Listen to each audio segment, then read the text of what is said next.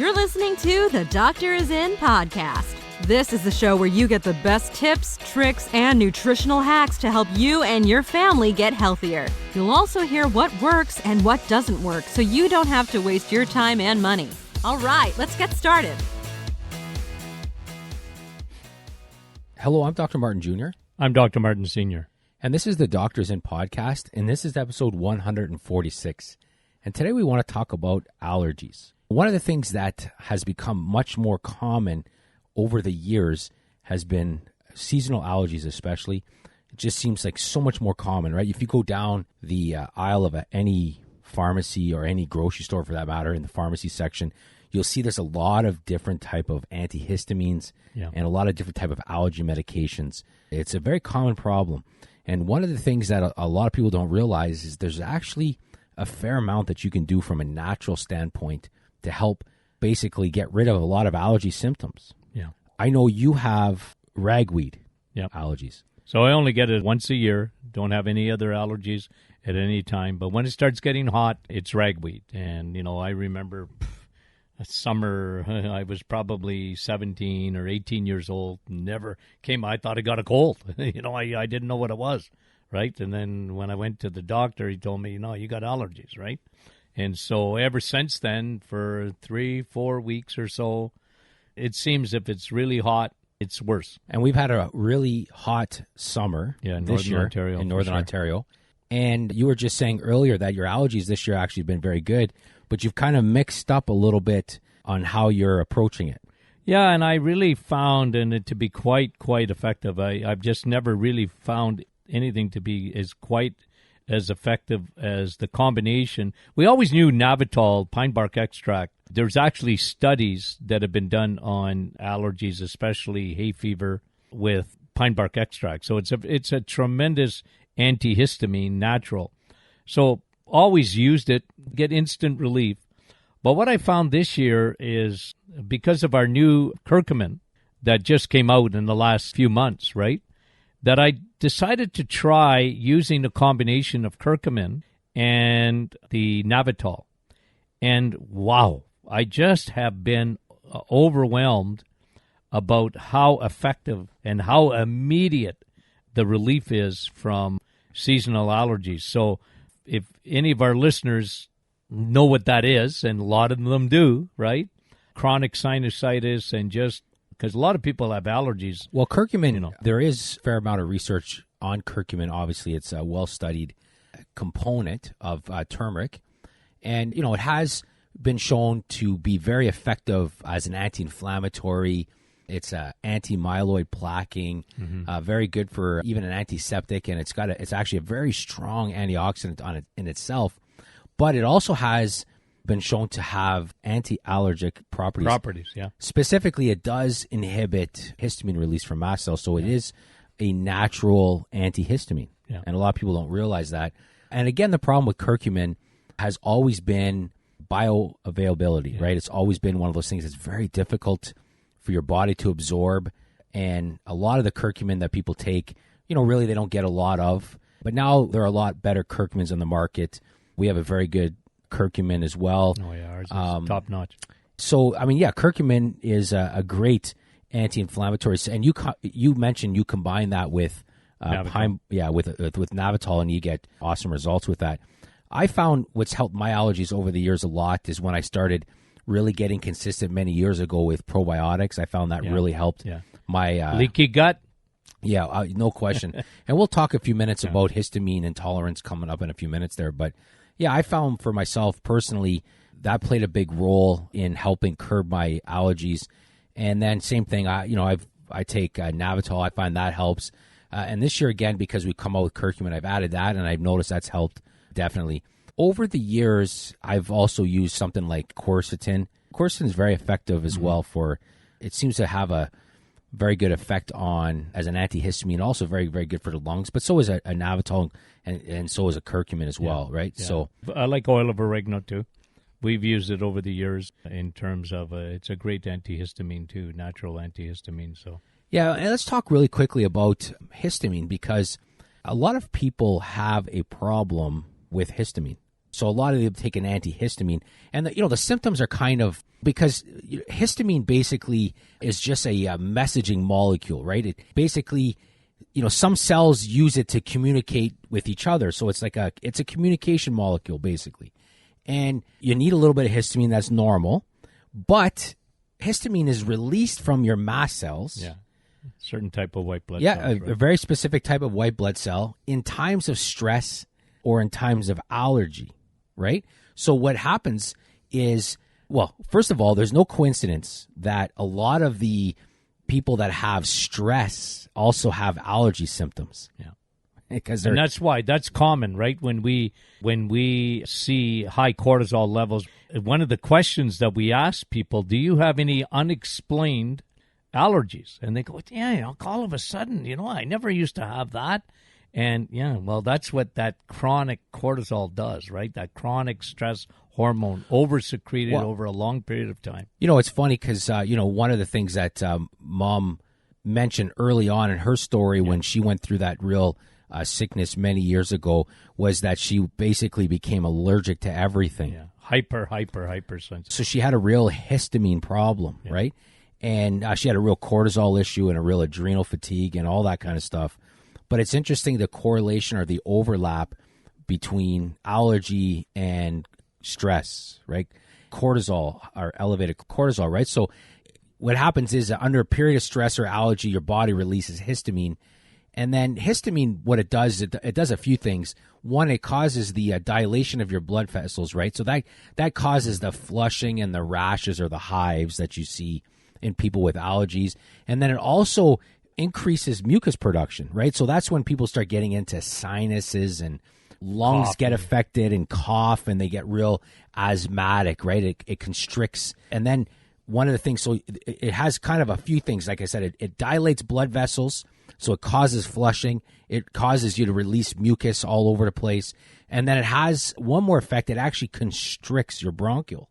That's what causes the wheezing, that causes the coughing and the asthma. That's why there's so much asthma today. Think about asthma rates compared to what they used to be. Do you know that when I was in school, I know that's a long time ago, but in grade school. Did you have to walk uphill both ways? With snowshoes on, for sure. That story's true, by the way. But it's amazing. Like nobody that I can remember, and I mean this. Well, first of all, there was no such thing as a peanut allergy. I never heard of that, and I mean that. And asthmatic, what? What was that? We never had that. Well, now it's, almost everyone has an inhaler, right? It's so common, and there's a lot of things that are going on. Our microbiome, our gut bacteria is destroyed. That, to me, that's the number one cause. Uno. Absolutely. And that makes us more susceptible to allergy type things, right? It makes us more susceptible, and it gives us a real problem with histamine. And so, a lot of these drugs target histamine because if you lower histamine, then you get rid of the rashes and the hives. It stops that mucus production or the sinus stuff and all the lungs, and it helps you breathe better. So, histamine becomes the real problem when it's in allergies.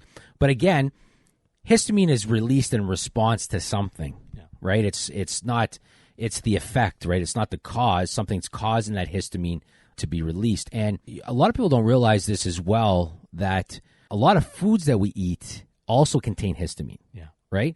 So there's a lot of different ways where we can consume or create histamine that creates these problems. So, and what ends up happening is, so think about this. One of the things that ends up happening in people, and you see this in varying degrees, is that they're stressed. They're creating a lot of histamine. They're allergic to their environment, so they're creating a lot of histamine. And they're eating some foods that have histamine. So their histamine levels are going up, they're going down, they're going up, they're going down. Well, like anything else in your body, I don't care what it is, when you start to do that over a long period of time, your body becomes resistant to it. It becomes intolerant to it. It doesn't respond the same way that it used to. So that's where this term histamine intolerance comes from, because they end up accumulating more histamine than they need. and they become intolerant into it, and then they start to overreact to it, and it creates... It's like autoimmune, right? Your body just starts turning on itself. And it creates a whole bunch of different problems. So a lot of people have a lot of allergy symptoms, again, because of, as you mentioned, cortisol, and, cortisol destroys the gut as well. And that's another big one as well, is that high circulating insulin can cause high cortisol, which causes high histamine. It could create a histamine response. Well, we used to find, remember, I just want to bring this up because, when my allergies started, I just go back years ago, right? Not long after that, I self-diagnosed hypoglycemia, like low blood sugar, right? And that was insulin, right? High circulating insulin can bring your sugars high, but they can also sink your sugars too low, right? So hypo often leads, you got trouble with insulin. If you're hypo or hyper, you got trouble with insulin. And so, right out of the gate, here I am, 18 years old or whatever, I had trouble. There had to be some connection between that insulin and the fact that I wasn't allergic coming out of the gate to, when I was a kid, to ragweed. But as I became more hypoglycemic and had trouble with insulin, there's a connection. It's not a coincidence that a lot of people that aren't well also have allergies. Some of them have a lot of allergies, right? They become, and you see this also now, and it's something that you never used to see, where people have allergies to fragrances, any kind of scent. Just for some people, can make them quite sick. Yeah, they can have a real, almost anaphylactic type of an effect when they come into contact with us. There's scents everywhere. There's fragrance everywhere. So it's not that they're necessarily allergic to all fragrance or all scents, but there's a certain one or something, some chemical. Because if you look at what constitute a fragrance, the amount of chemicals that make up that. I remember when I was in microorganic chemistry, and we had to make, everything was micro, so everything was just, we were playing around in the gram level. It was so small. And, I'm a bull in a china shop, so for me to measure that small, I feel like I'm always like Emerald the cook, just kind of like eyeballing everything. Throw it in. Yeah, you can't throw it in the sauce. You can't do that in microorganic chemistry. But I remember in that class, we were making fragrances and stuff like that, making colognes, and we were just kind of doing all these things, and it was amazing the amount of chemicals that went into these scents. Yeah. And here's another thing as well. When you spend $80 to $100 on cologne or on perfume, and they got like 10 cents worth of chemicals in there, that's great marketing. The fact that they throw a celebrity name onto it, I mean, the markups in that are crazy. We used to make these scents for, nothing. Now, of course, I was always trying to perfect like the apple pie fragrance, and stuff like that. But I always thought that'd be a great idea, But anyways, I was young back then. But needless to say, there's so many chemicals in it that's around now that more people have more allergies. That's a fact today, right? I mean, a lot of people at some point have some kind of seasonal allergy. At some point, some people have it year-round. How often do you hear in a clinic people talking about they're clearing their throat all night, and then they got post-nasal drip? Oh yeah, incredible. That's a sign of leaky gut, candida, fungus getting in. It's a low-grade infection. Yeah, it's just a low-grade infection or low-grade allergy that they always got going on. Always got, and your body's overstimulated, and like you say, histamine, you become histamine intolerant. Your cells don't like histamine anymore. The mast cells are worn out from constantly producing it, right? And your cells are just, it really is. I always like to call these things like autoimmune. It's autoimmune. Like asthma, in my opinion, is autoimmune. Well, it really is an autoimmune. It's an autoimmune disorder. It's just the body overreacting. Well, and asthma is another one of those things, kind of like anemia, kind of like, okay, what's causing it, right? To diagnose asthma on itself without kind of figuring out what's going on in there, I find it's just irresponsible. Yeah. I mean, why are the lungs constricting that much that it's forcing you to take an inhaler to open up those alveoli and the bronchioli, all those things? Yeah. To me, it makes no sense. You got to kind of figure out what's causing that. And here's another thing as well. How often, just by fixing their nutrition and taking some nutrients, can they improve their breathing and improve their asthma, right? I mean, it's just, It's incredible when you hear the stories of what people can do when they just fix up a few things. And they start to, if your body's allergic to a lot of things, you got a lot of repair work to do.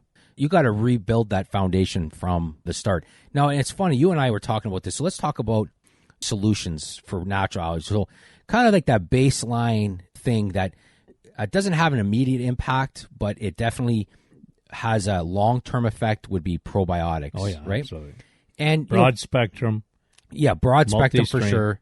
And people always ask us, well, how long do I got to take probiotics for, or do I have to take it for the rest of my life? Well, ideally, yes. We like probiotics that much now that it's just, we call it like a multivitamin. It's just something you should be taking every day.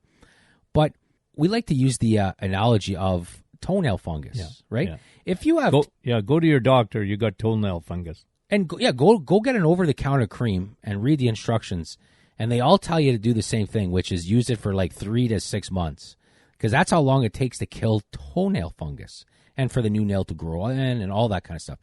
So if you have to, in one toenail to get rid of fungus, apply this thing for like 4, 5, 6 months before you start to see a noticeable difference. Imagine that multiplied by billions, in a sense, that's in your microbiome, right? So to turn things around, now, fortunately, for example, our probiotics, we got a lot of them in there. They could turn around your digestive system, and you can get rid of a lot of symptoms quickly. But again, you don't want to necessarily equate symptoms with being fixed, right? So you got to take them, you got to build that foundation. So when it comes to allergies, probiotics is that you're taking it now for a future benefit down the road. It's like a savings account or a compounding interest, right? There's nothing real glorified or sexy about compound interest, right? People talk about it, their eyes glaze over, or saving. It's just like you're putting in the bank for later. Nobody likes doing that, but it's one of those things you got to do. Probiotics, when it comes to allergies, is that, right? It's just something that you got to do. So you got to be taking probiotics.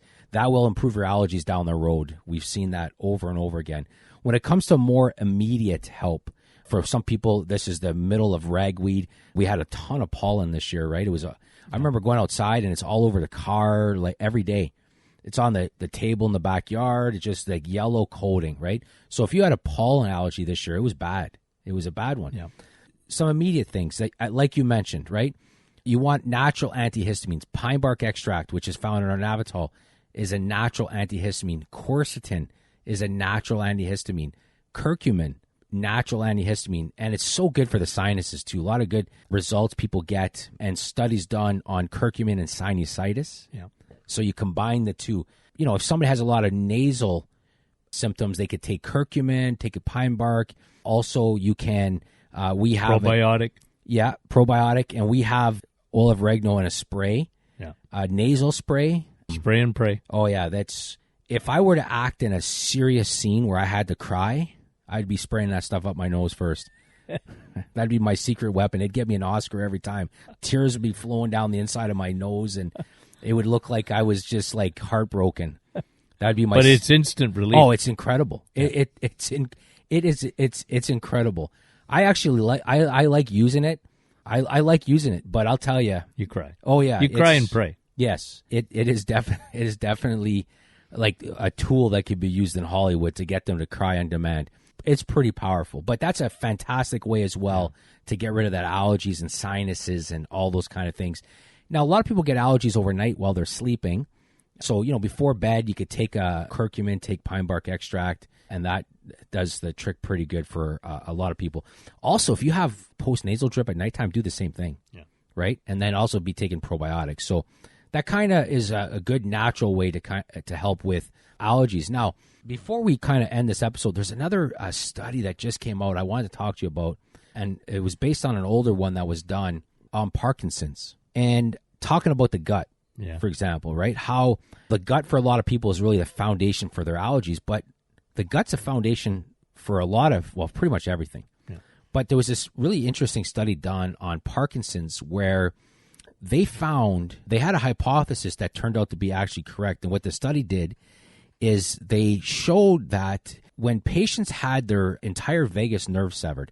Now, the vagus nerve is basically not Las Vegas. Not Las Vegas, yeah. Not the Las Vegas nerve, But it basically goes from the brain to the gut, right? It's your butterflies. Think of butterflies. Yeah. You get butterflies in the stomach when you're nervous, the vagus nerve.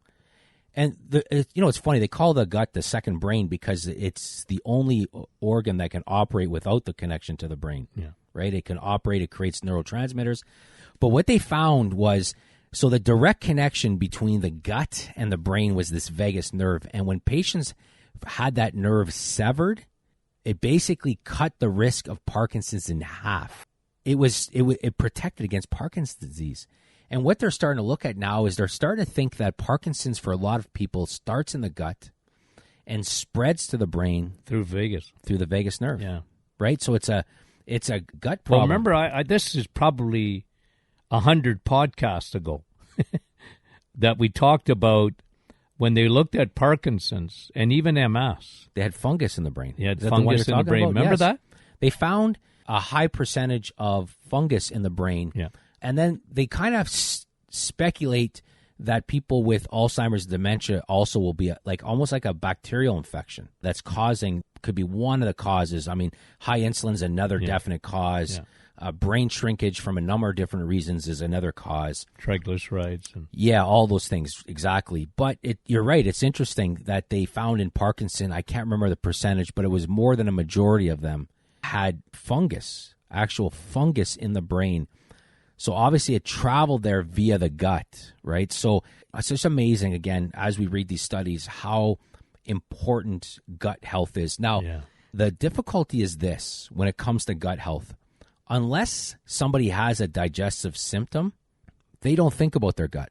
If they're digesting everything and they're not getting heartburn or they're not getting a lot of bloating and all those kind of things, or their bowels are normal, they don't think about They don't have IBS, so they don't think their gut's a problem. Yeah. And it's really, really hard to convince somebody that gets no symptoms that their gut can still be a problem because they don't think of joint pain as a gut symptom. Yeah. And for some people it is. Skin. That's right. They don't think of skin as a gut symptom. They just think of the digestive, quote-unquote, symptoms. And so it creates this real problem to convince some people. So sometimes this is what we tell people, and this is going to sound funny, but it's the truth. Sometimes when a person gets a digestive disorder like an IBS, it actually saves them from a lot of future problems if they take care of the problem because they're being alerted to the fact that they got a real gut issue going on. And when you correct that, you correct a whole bunch of possible future stuff that's going on, right? It's the same thing. So if somebody ends up with Parkinson's because of a gut issue, which research is showing that's very possible, but they had no digestive symptoms, they got no warnings. So it's truly a silent killer, right? It's truly a silent problem. So sometimes we get these digestive issues and it's kind of a blessing in disguise. It kind of wakes them up to the possibility that could have been a lot worse in the future, right? So anyways, it's just one very of those things. interesting. Yeah, it for sure it is. And, we understand dealing with people in healthcare over a long time that nothing motivates somebody like pain, right? If they don't got pain, they're fine in their eyes. They're healthy, right? No pain, they're healthy. Yeah. So we use a lot of times the pain that they have as an opportunity to really give them a whole changeover, right? And some people, they're never sick, never pained, and then they get cancer. They just, what happened there? Uncle so-and-so never was sick, never had anything, and then died of a heart attack, right? Never had, or how often do you hear those kind of things? And it's like, but yet this person here, they were sick and they're fine. And because sometimes, again, when they get those early sicknesses, they tend to take care of it after, and then, it protects them from a lot of things. But that's just an interesting observation that we've noticed just dealing with people over the years, that it's much easier to talk to them about their problems when they have pain. It's very, very difficult to sell prevention or wellness. I mean, for the most part, right? People want to be well and they want to prevent things, but they say they do it, they want it, but it's not as easy as when they come in and they say, all right, I got real bad digestive issues. All right, let's get to work. It's a lot easier that way. Yeah. Anyways, we're out of time. We want to thank you for listening. If you have any questions at all, you can email us at info@martinclinic.com. You can go to our website. We got live chat there. If you're not a newsletter subscriber, we talk a lot about these studies in our newsletters. You can join there at our website, martinclinic.com. Every Thursday morning, you do a Facebook Live. Get a lot of viewers, a lot of people coming on asking questions, so it's a great place to do that as well. We also have a private Facebook group that we started, so you can join there. Go to our website again, martinclinic.com. Join our private Facebook group, and in there you can ask a bunch of questions. And we're going to be doing a lot of cool things with that group coming up, especially as we get later into the summer, earlier in the fall. So anyways, we want to thank you for listening. Have a great day.